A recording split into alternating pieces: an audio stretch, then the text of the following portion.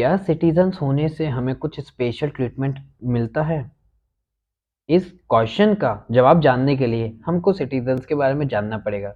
तो हम समझते हैं कि सिटीजन्स को क्या स्पेशल ट्रीटमेंट मिलता है? अगर हाँ, तो देखेंगे, नहीं मिलता तो बात यहीं पे खत्म हो जाएगी। तो चलो आगे बढ़ते हैं और देखते हैं। पहली बात, सिटीजन्स होते क्या हैं? सिटीजन्स नॉर्मली एक देश के वो नागरिक होते हैं जिनको रजिस्टर किया जाता है, जिनको आइडेंटिफाई किया जाता है with some identity card of the country.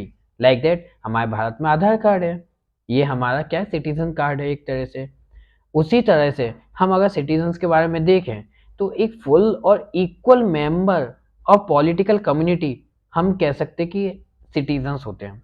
मतलब हमें पॉलिटिकल कम्युनिटी, सोशल कम्युनिटी के एक मेंबर बन जाते हैं ओनली एक सिटीजन होने की वजह से।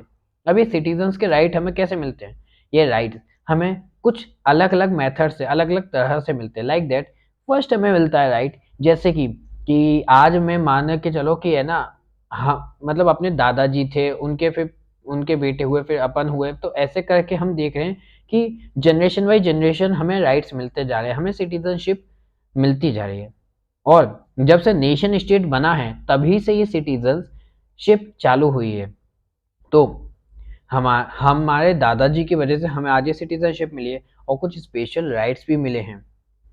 बात हम करें, ऐसे उठ के नहीं कि कल है ना कोई भी आके कह दे कि है ना यहाँ के हम सिटीजन बनना चाहते हैं। आज के वक्त में आप देखोगे कि म्यांमार के अंदर के कई सारे लोग हमारे भारत में आते हैं, भारत में रेफ्यूजी बन के आते हैं। हम कई तरह से है ना और जगह पर भी देखते हैं। हम क्या देखते हैं? हम पाकिस्तान से देखते हैं कि पाकिस्तान से लोग आना चाहते हैं भारत में, पर क्या हम सबको जगह दे सकते हैं?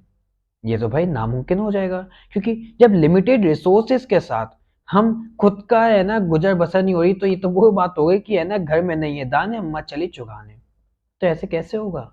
तो इन सब चीज को संभालते हुए सिटीजनशिप कार्ड इतनी आसानी से नहीं मिलता। इसे लेने के लिए कई सालों तक कई मशक्कत करनी पड़ती है। आज भी आप देखोगे कई स्लम एरियाज में आपको कुछ ना कुछ ऐसे लोग मिल जाएंगे जो बाहर से आए हुए हैं और वो टेंट लगा के रहते हैं। क्यों? क्योंकि उनको चाहे उनके पास कितना भी था वहां पे, चाहे वो करोड़पति थे, लेकिन यहाँ पर आकर वो कुछ नहीं रहे। क्यों? क्योंकि उनको जगह नहीं मिल सकती। उनके जो रुपए थे, उनका जो डॉलर था उनकी, या फिर कोई करेंसी थी, उसके बदले में उनको कुछ नहीं मिला यहाँ पे, क्योंकि वो सिटीजन नहीं है। और सिटीजन को ही यहाँ पे प्रॉपर्टी खरीदने का राइट है। आप प्रॉपर्टी तभी ले पाओगे जब आप यहाँ के सिटीजन्स हो गए। तो बेचारा मतलब क्या निकला उसका? कुछ नहीं मिला उसे। तो उसी तरह से हम देखते हैं सिटीजनशिप स्टेट और एक सिटीजन के बीच में है ना एक रिलेशन शो करती है, और यही रिलेशन हमें दिखाती है कि है ना हर एक कंट्री के अंदर, हर एक कंट्री में ये सिटीजनशिप रिलेशन है। Because this process is the universal. This this type of person, मतलब सिटीजनशिप हमारे यहाँ पर है ना, हम देखते हैं नॉर्मली यूनिवर्सल है। यहाँ पे हर जगह पर, हर कंट्री के अंदर सिटीजनशिप आइडेंटिफिकेशन कार्ड होना जरूरी है। अगर आपको वहाँ पे लाइसेंस चाहिए किसी चीज़ का, अगर आपको वहाँ पे अपने लिए प्रॉपर्टी खरीदनी है, अगर आपको कोई अपॉर्चुनिटी चाहिए जो कि है ना गवर्नमेंट आपको प्रोवाइड कराती है, तो इनके लिए आपको सिटीजनशिप कार्ड होना बहुत ही ज़्यादा इम्पोर्टेंट है। अगर आपके पास नहीं है, देन आपको इलीगल माइग्रेंट के नाम से या फिर रेफ्यूजी के नाम से जाना जाएगा। इलीगल माइग्रेंट मतलब परेशानी है। इलीगल वर्ड ही क्या है समझते हैं आप लोग? और दूसरा वर्ड हम देखें तो रेफ्यूजी। क्या आपको पसंद आएगा कि कोई आपको बेचारा कहे? क्या आपको पसंद आएगा कि कोई आपको शरणार्थी कहे? मतलब कि आप किसी और के सिर पे बोझ बनो। ये लोग आपसे कहें कि तू हमारे सिर का बोझ है, तू हमसे है ना काफ़ी सारी चीज़ें हमारी छीन रहा है, तो पसंद आएगा? तो रेफ्यूजी का तो मतलब ही यही है कि वो आपके सिर पे एक बोझ बन के आया है। तो इसी चीज़ को हम देखते हैं इसी में। अब सिटीजन्स को अलग क्या मिलता है? सिटीजन्स को सबसे पहली बात अलग ये मिलता है कि कुछ स्पेशल राइट्स होते हैं that only for the citizens of the country. Like that article 326 right to vote, ये सिर्फ हमको ही मिलते हैं। मतलब हम ही हैं जो कि है ना वोट डाल सकते हैं। कौन? हम सिटीजन्स। जिसके पास सिटीजन कार्ड नहीं है उसको वोट भी नहीं डालने दिया जाएगा। अब और कौन कौन से हो सकते हैं? अब हो सकता है हमारा article 15, article 16, article 29 and 30, and last is the article 19। इनको डिटेल में अगर डिस्क्राइब करूं मैं, तो आर्टिकल 15 हमसे कहता है कि हमें आर्टिकल 15 के तहत में जो डिस्क्रिमिनेशन है उसके अगेंस्ट में जाने की हम बात कर सकते हैं। That removal of discrimination because we are the citizens of the country and remove of discrimination are the article of the Indian constitution in article 15। तो भैया डिस्क्रिमिनेशन किया, झापट पड़ेगा खींच के, ठीक है ना, सच्ची बात है ये। आप है ना डिस्क्रिमिनेशन करो, कोई आपकी फोटो खींच के अगर है ना उसको डाल देगा नेट पे, तो आप वायरल हो जाओगे, फेमस हो जाओगे, और बस वो फेमस होने के बाद आपको फिर पुलिस लाल कर देगी। तो समझते हैं आप, उस बात को लाल कर देगी तो क्या लगेगा, कितना प्यारा लगेगा, है ना। तो आर्टिकल 16 ये हमसे कहता है right to opportunity in any in any ways is like that, कि आपको एजुकेशन में, आपको किसी बिजनेस फील्ड का कोई गवर्नमेंट ने है ना कुछ पॉलिसीज बनाई हैं तो उसमें, तो ऐसी तरह से इन चीज़ों का फ़ायदा मिलेगा आपको सिर्फ एकमात्र सिटीजन होने से। एकमात्र सिटीजन होने से मतलब आपका पूरा करियर जो है वो एकमात्र सिटीजन होने पे टिका हुआ है। अगर आप सिटीजन हो तो हम आगे की बात करते हैं। आपके पास कितना भी बड़ा दिमाग है, आप कितनी बड़े डिप्लोमेटिक हो, आप कितने भी बड़े बिजनेसमैन बन सकते हो, कितना भी बड़ा आइडिया आपके पास हो, लेकिन आप जब तक सिटीजन नहीं हो तो आप कुछ नहीं हो, क्योंकि आपको कुछ करने को दिया ही नहीं जाएगा, आपकी कुछ बात सुनी ही नहीं जाएगी। कोई बैंक आपको क्यों लोन देगा, किस भरोसे पे देगा, आप तो सिटीजन ही नहीं, ठीक है, बिजनेस खत्म खत्म। कोई कंट्री आपको क्यों अपने पास रखेगी as a diplomatic, as a कूटनीतिज्ञ, एज अ पॉलिटिकल मेंबर?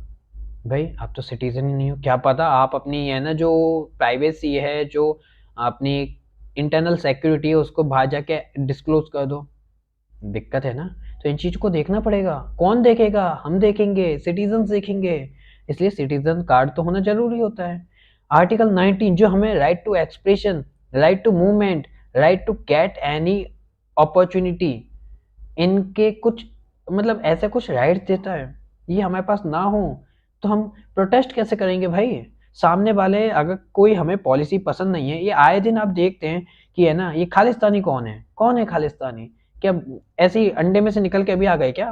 बहुत पहले से बने हुए थे खालिस्तानी, लेकिन बस इनके पास एक एडवांटेज है।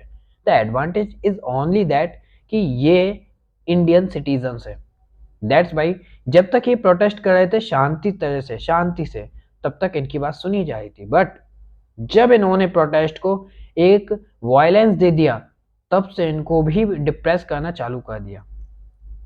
वायलेंस नहीं होना चाहिए, आई नोट लाइक वायलेंस, देखिए ना केजीएफ। हाँ, तो ये चीज हम समझते हैं इसमें। अब आर्टिकल 29 और 30 हमारे रिलीजियस पे बात करते हैं। तो ये चीज तो देखो मेन है। अब राइट्स की अगर हम इतनी बात कर रहे हैं तो यार राइट्स हैं क्या आखिर भाई? मतलब राइट्स इतनी आसानी से कभी नहीं मिलते भाई। राइट्स के लिए हमारे पूर्वजों ने, हमारे जो पुराने लोग थे, जो कि ये है ना इस राइट्स के लिए कई हद तक इतना लड़े थे कि है ना हमारे लोगों को जान से हाथ धोना पड़ा था। ये राइट्स हमें फ्री में मिले हैं, इनकी अहमियत है हमें। अगर इन राइट्स को हम समझेंगे नहीं, हम सोचेंगे नहीं कि ये राइट्स कितने इंपॉर्टेंट हैं, तो हम अपनी फ्रीडम, अपनी इक्वलिटी को है ना एंजॉय नहीं कर पाएंगे। क्योंकि किसी चीज को एंजॉय करने के लिए उसे समझना बहुत जरूरी होता है। मेहनत किसने की? आज के वक्त में आप है ना कुछ करना चाहो, आप बड़े पद पे पहुंचना चाहो, तो आपको क्या चाहिए? आपको पहले तो मेहनत करनी पड़ेगी जोरों शोरों से, फिर उसके बाद आप है ना पहुंचे तो पहुंचे, नहीं पहुंचे तो खत्म, है ना। लेकिन हमारे पूर्वजों ने तो हमें बना बना के दे दिया सब कुछ, फिर भी हम एंजॉय नहीं कर पा रहे उस फ्रीडम को, उस इक्वलिटी को। एंजॉय करना चाहिए, क्योंकि उनकी बदौलत हमें सब कुछ मिला। हम देखें, अगर एग्जाम्पल के तौर पे उठाऊं मैं, तो देखो हमारे भारत की तो कई सारी चीज़ें, लेकिन आपके दिमाग में नेल्सन मंडेला के कुछ सत्याग्रह टाइप का कुछ आएगा। नेल्सन मंडेला, उन्होंने भी अपार्थाइड सिस्टम के लिए है ना स्ट्रगल किया था ना। तो एक बात तो श्योर है कि जब तक हम स्ट्रगल नहीं करेंगे, जब तक हमें कुछ नहीं मिलेगा। स्ट्रगल करना पड़ेगा, चाहे कुछ भी आपको चाहिए, पर हमें जब सब कुछ फ्री में मिला है ना, तभी हमें इसकी अहमियत नहीं है। तो स्ट्रगल के बिना राइट्स नहीं मिलते, ये बात तो श्योर हो गई। अब राइट्स के बारे में इतना कुछ जाना, इतना कुछ जानने के बाद भी एक बात तो दिमाग में फिर भी आएगी, मतलब इतना कुछ जान गए तब भी एक बात तो दिमाग में आनी चाहिए कि राइट आखिरकार एक है क्या, मतलब। तो उसी पे एक है ना टॉपिक उठता है, फुल एंड इक्वल राइट्स, है ना। फुल एंड इक्वल राइट्स का एक टॉपिक उठता है, उसमें हम देखते हैं क्या होता है राइट्स। हाँ, क्वेश्चन जब उठा है तो उसका जवाब भी तो होना चाहिए। जवाब सिंपल है, राइट्स एक ऐसी थिंग होती है, एक ऐसी इंटेंजिबल फीलिंग होती है जो कि हमारे सक्सेस के बीच में आती है। अगर हमारे पास राइट नहीं तो हमें सक्सेस नहीं मिलनी, ये गारंटी है। तो फुल और इक्वल राइट अगर सिटीजन हैं हम तो हमें राइट्स मिले, और हमें कुछ सर्टेन राइट्स मिले तो उसकी वजह से हमें क्या मिली, सक्सेस मिली। लाइक दैट जॉब मिलेगी हमें, हमें एजुकेशन फैसिलिटी में जो रिजर्वेशंस हैं उन रिजर्वेशंस में अपना नाम डालने की फैसिलिटी मिलेगी, प्रैक्टिस करने की फैसिलिटी मिलेगी, मतलब हम कर सकते हैं इन चीज़ों को। ठीक है ना। हमने इसमें कुछ आर्टिकल्स के बारे में जाना, हमने अपने रिलेशन जो स्टेट के साथ हमने बनाए हैं उसके बारे में जाना। हम किसी अच्छे से एजुकेशन सेंटर में हम है ना बहुत अच्छे से अपने आप को शो कर पाए, बहुत अच्छी परसेंटेज ला पाए तो हमें सम्मानित भी किया जाएगा। ये चीज़ें हम देखते हैं ना, नॉर्मली देखते हैं आज के वक्त में हम। अब सिटीजन ना होने का क्या फ़ायदा होता है। देखो, ना होने का फ़ायदा अगर मैं, फ़ायदा तो कुछ नहीं है, मे बी फ़ायदा तो नहीं, मैं नहीं कह सकता, पर बस एक अकेला फ़ायदा होगा, घूमते रहो भैया। हम तो बंदवासी बैठे, मतलब कि एक तरह से वो बन जाओ आपकी क्या बोलते हैं, घूमने वाले घुमक्कड़ टाइप के बन जाओ, आप सिटीजन नहीं हो तो। लेकिन कौन कितना घूमेगा, कहाँ से फिर वो कमाएगा, कहाँ से वो अपनी पूरा वक्त चलाएगा। पहले का वक्त थोड़ा अलग था, पहले के वक्त में हर कोई है ना किसी तरह से आपको हेल्प करता था, but that time if you want to something then you need to made a citizen of a country. Citizen बनना जरूरी है। अब उसी जगह पर हम अगर देखें, अगर इस सिटीजन के बारे केस को, तो देखो कई जगह पर हम देखते हैं कई कंट्रीज अपनी है ना इंडस्ट्रीज को बूम कर दे, बहुत ज़्यादा डेवलप कर देती हैं। उसकी वजह से वहाँ पे जॉब देख करके लोग वहाँ पे चले जाते हैं, लेकिन रियलिटी बात यह है कि उस कंट्री में जो इंडस्ट्रीज हैं उन इंडस्ट्रीज में जो वहीं के एम्प्लॉयज हैं, मतलब सिटीजन्स हैं जो वहाँ के, उनको तो एडवांटेज मिलता है। लेकिन जो बाहर के आउटसाइडर्स हैं ना उनको डिप्रेस किया जाता है, उनको परेशान किया जाता है, उनके साथ वायलेंस वायलेंस अपनाया जाता है।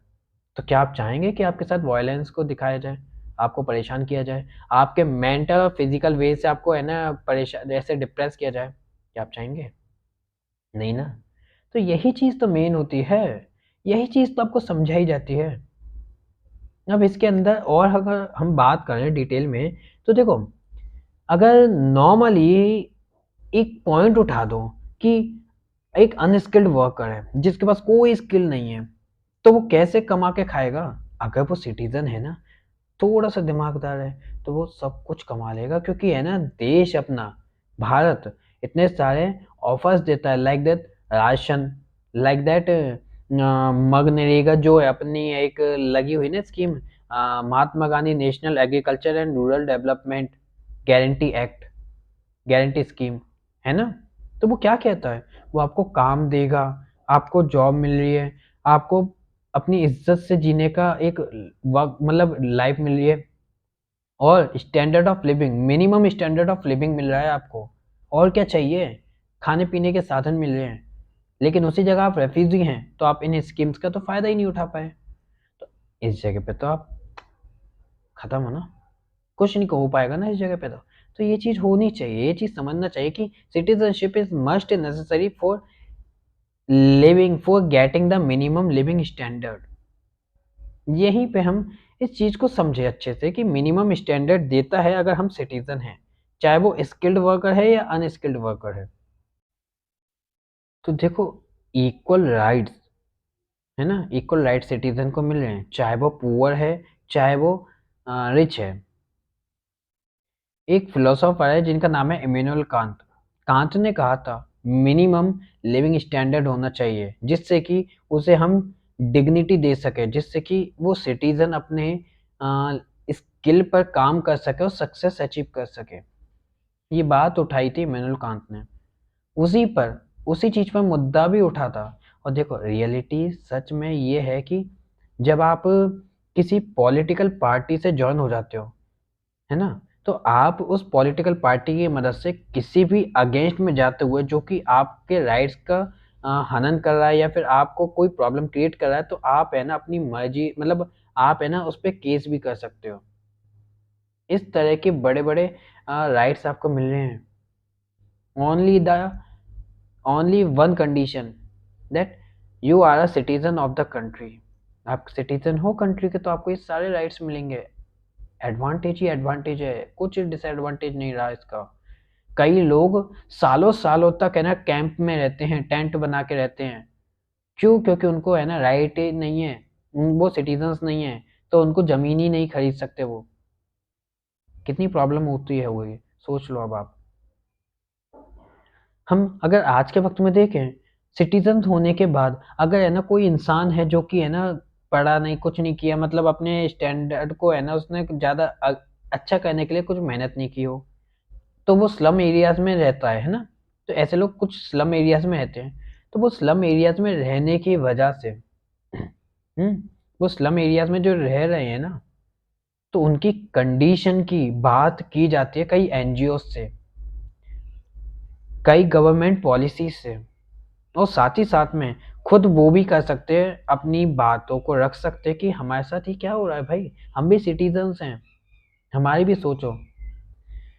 इन 2004 national policy of urban slums लिया गया था गवर्नमेंट के द्वारा, तो उसमें गवर्नमेंट ने बोला था जो ये हरेसमेंट होते हैं ना स्लम्स बेंडर्स से, मतलब कि जो स्लम्स लोग हैं उनके साथ कई सारे हरेसमेंट होते हैं, अथॉरिटी कम्युनिटी अथॉरिटी पुलिस की वजह से कई सारे तरह से उनको परेशान करते हैं स्लम्स को, तो उसके लिए पॉलिसी भी बनाई गई थी। ये कब बनाई जाती है, कब की जाती है, आपकी बात कब सुनी जाती है? ओनली वो condition that you are the citizen of the country, तब आपको ये सारे राइट्स मिलेंगे। अब इक्वल सिटीजन और इक्वल राइट के बारे में इतनी चीज़ जानने के बाद एक और चीज़ इसमें जान लेते हैं कि देखो ये सच है कि है ना इंडिया में माइनॉरिटीज़ भी हैं, जैसे कि हम एसटीज़ को उठाएं, इस शेड्यूल्ड ट्राइब्स को उठाएं, तो वो किस पे ज़्यादा डिपेंड होते हैं? वो फॉरेस्ट पे ज़्यादा डिपेंड होते हैं। But rapid increase of development तो यार फॉरेस्ट को हटाते हैं मतलब कि डेवलपमेंट के लिए। तो अब इन लोगों को ज़्यादा प्रॉब्लम ना आए, ये भी कौन चेक करता है? गवर्नमेंट करती है। क्योंकि ये डिपेंड किस पे होते हैं? फॉरेस्ट पे डिपेंड होते हैं, नेचर क्लाइमेट पे डिपेंड होते हैं। लेकिन इनको परेशानी हो रही है तो इनके लिए गवर्नमेंट कुछ तो करेगी ना। तो वही कुछ जब गवर्नमेंट कर रही है ना, तो उसके लिए गवर्नमेंट काफ़ी ज़्यादा स्ट्रगल करती है कि ये बचें, इनके जो कल्चर है उसको बचा सकें। कोई भी बाहर से मतलब आके है ना अपने कल्चर को दिखाएगा, तो क्या हम उसे बचाने की कोशिश करेंगे? नॉर्मली हम है ना देख लेंगे लेकिन इतना ज़्यादा हम नहीं करेंगे। लेकिन कहते हैं ना अपने घर की तो हर किसी को आती है, तो यार गवर्नमेंट को भी तो अपने घर की आएगी, अपने कल्चर की आएगी, चाहे नेता कोई भी हो। That is true.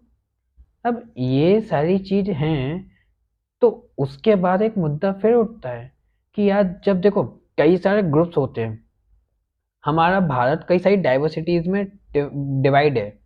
अब डाइवर्सिटीज़ में डिवाइड है, किसी को कुछ ज़्यादा मिल गया या फिर किसी को है ना उसकी कंडीशन से रिलेटेड और उससे ज़्यादा मिल गया, तो इन दोनों में है ना कॉन्फ्लिक्ट होते हैं ना कि उसको ज़्यादा क्यों मिला, इस हमें क्यों कम मिला। तो कॉन्फ्लिक्ट को रिमूव करने के लिए गवर्नमेंट स्ट्रगल करती है, गवर्नमेंट पॉलिसीज़ बनाती है, रूल्स रेगुलेशन क्रिएट करती है, डिसीजंस लेती है। तो इससे हमारा कॉन्सेप्ट सिंपल बनता है कि इक्वल सिटीजन को इक्वल राइट मिलना ज़रूरी होता है, जिससे कि वो ईज़िली से खुशी सॉरी खुशी-खुशी रह सकें, ना कि एक-दूसरे से लड़ते-झगड़ते रहें। क्योंकि लड़ते-झगड़ते उनका सिर्फ़ समय बर्बाद होगा, वो अपने आप को डैमेज करेंगे, तो उन चीज़ों से गवर्नमेंट बचाती है एक सिटीज़न को। अब हमने सिटीज़न्स के बारे में जाना, तो सिटीज़न और नेशन के बीच का एक रिलेशन भी चेक कर लें। तो सिटीज़न और नेशन के बीच का जो रिलेशन है ना, वो इस तरह से हम चेक कर सकते हैं कि जो सिटीज़न है, सिटीज़न जो है, उसके लिए नेशन किस तरह से मैनेज करता है सब कुछ। देखो नेशन क्या होता है, नेशन नॉर्मली आपको सिटीजनशिप देता है, लेकिन नेशन की एक परिभाषा है, क्या डिस्क्रिप्शन है कि वो नेशन है। नेशन एक सेंस ऑफ बिलोंगिंगनेस से जाना जाता है। नेशन एक बाउंड्री के अंदर होता है, लाइक दैट हमारे भारत की जो बाउंड्री है वो फिक्स है ना, वो कभी ऐसे तो नहीं है कि बड़ी या घटी। हाँ, वो एक बाहर से कोई भी जैसे चाइना या पाकिस्तान ये उबले हुए आलू ये आके है ना बीच में बेफालतू की कोशिश करते हो उछलने की, लेकिन इनको उछलने तो नहीं दिया जाता, इनको पकड़ के पहले ही बैठा लिया जाता है ना, है ना। तो वही चीज़ तो यहाँ पे देखी जाती है कि नेशन की एक एरिया है। अब उस एरिया के अंदर एक सेंस ऑफ बिलोंगिंगनेस को पैदा करना, मतलब डाइवर्सिटी है, कल्चर है, तो इन सबको कैसे एक साथ में लाएं। तो इन सबको एक साथ में लाने के लिए हम national anthem, national song, national flag, इन चीज़ों को एक तरह से शो करते कि हम भाई नेशन है, समझो इस बात को। और जब गवर्नमेंट इस बात को समझाते तो लोग समझते भी हैं और अपने नेशनल फ्लैग का, नेशनल एंथम का सबकी रेस्पेक्ट करते हैं, और इससे एक सेंस ऑफ बिलोंगिंगनेस आती है। अब इसी सेंस ऑफ बिलोंगिंगनेस को जान देखते हुए, देखो आसानी से कभी भी है ना सिटीजनशिप नहीं मिलती है, हम जानते हैं, लेकिन कभी कभी किस्मत चमक जाए। जैसे कि एक बार चमकी थी, जर्मनी ने, जर्मनी को तुर्किश वर्कर्स की जरूरत थी। जर्मनी ने है ना ऑफर दिया तुर्किश वर्कर को कि आप आओ यहाँ पे काम करो, हम आपके जो बच्चे होंगे उन बच्चों को फुल और इक्वल सिटीजन मानेंगे यहाँ के, मतलब जर्मनी के। तो एडवांटेज था उनको।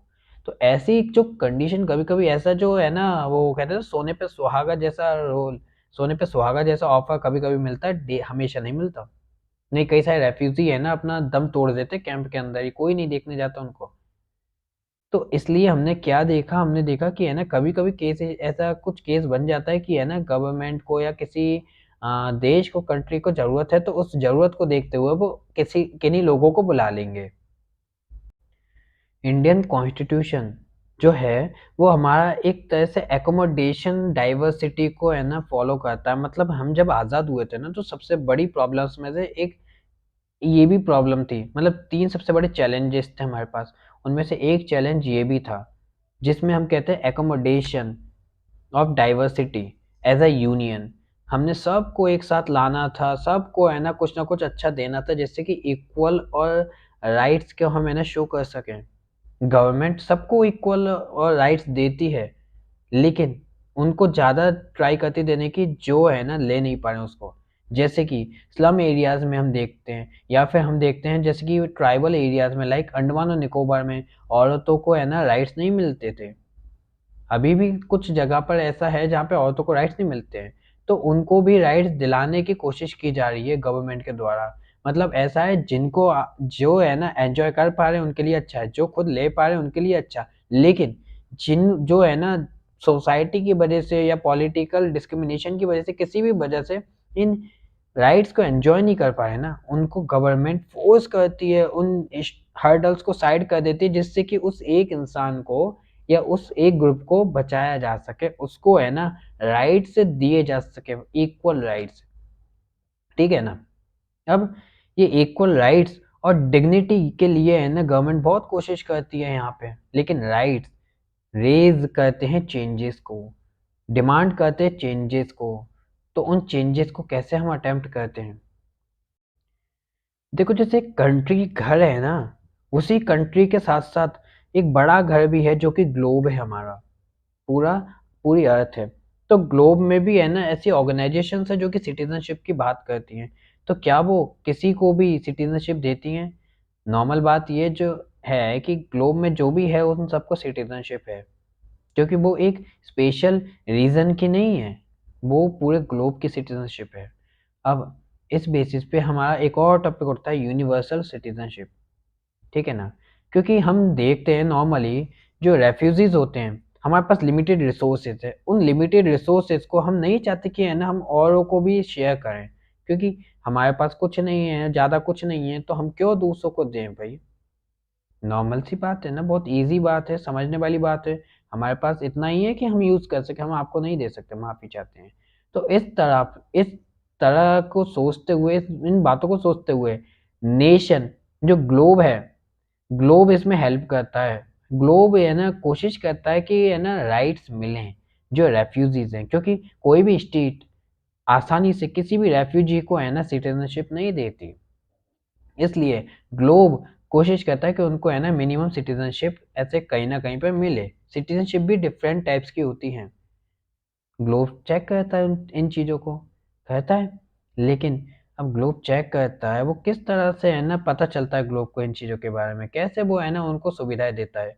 बिकॉज इंटर कनेक्टेड है हम एक दूसरे से, by the phone, telephone, internet, by the TV, radios etcetera.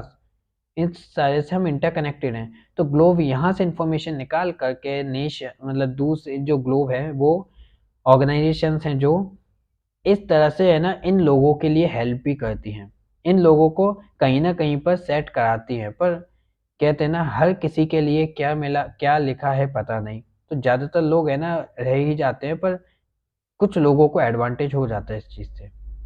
बस यहाँ तक हमारा सिटीज़नशिप का चैप्टर था। बहुत छोटा चैप्टर है ये, मज़ेदार चैप्टर है। इसमें कुछ मेन पॉइंट्स थे और मेन पॉइंट्स आपको यही दिखाते हैं कि अगर आप सिटीज़न हो तो आपको मिनिमम लिविंग स्टैंडर्ड मिलेगा, आपको स्किल डेवलप करने का मौका मिलेगा लिविंग स्टैंडर्ड मिलने की वजह से, और आप अपनी डिग्निटी को बरकरार रख पाओगे।